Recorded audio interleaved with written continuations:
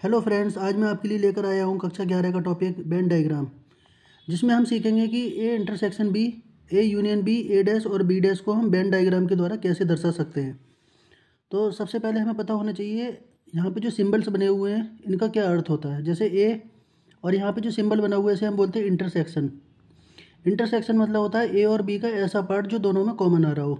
जैसे ये दिया हुआ है ए और ये दिया हुआ है बी, तो इनका जो कॉमन वाला हिस्सा है वो है ये। तो ये जो हिस्सा हमने बनाया है इस हिस्से को हम बोलेंगे ए इंटरसेक्शन बी। अब यूनियन, यूनियन माने होता है संयुक्त। ए यूनियन बी जो यहाँ लिखा हुआ है इसे हम बोलते हैं यूनियन। यूनियन का मतलब होता है ए और बी को संयुक्त करके लिख लेते हैं हम। तो संयुक्त रूप कौन सा होगा ए और बी का? जैसे ए और बी, इन दोनों का जो संयुक्त रूप होगा इसे हम बोलेंगे ए यूनियन बी। इसी प्रकार अब लिखा हुआ है ए डैश, हमें ए डैश का मान निकालना है। अब हमें ये पता होना चाहिए ए डैश क्या होता है। जैसे ये जो पूरा ब्रैकेट दिया हुआ है इसे हम बोलते हैं यू। ये सार्वनिष्ठ समुच्चय होता है, यूनिवर्सल सेट। अगर हमें ए डैश निकालना है तो इसका फॉर्मूला हमें याद रखना है यू माइनस ए। इसी प्रकार हमें बी डैश निकालना है तो इसे हम लिखते हैं यू माइनस बी।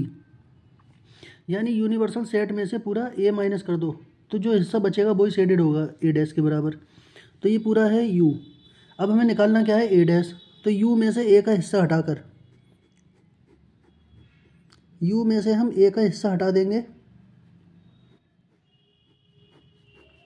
तो यू माइनस ए ये बराबर हो जाता है ए डैश के।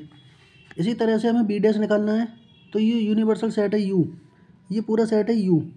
इसमें से हमें बी घटाना है, यानी बी वाले हिस्से को छोड़कर जो बचेगा शेडेड पोर्शन, जो भी शेडेड पोर्शन होगा वो बराबर हो जाएगा बी डैश के। तो ये जो हिस्सा है जो हमने शेड किया है ये हिस्सा बराबर होगा बी डैश के। तो दोस्तों, वीडियो आपको कैसी लगी प्लीज़ लाइक और कमेंट जरूर करें, और अगर आप चैनल को नए हैं तो चैनल को सब्सक्राइब करें। धन्यवाद।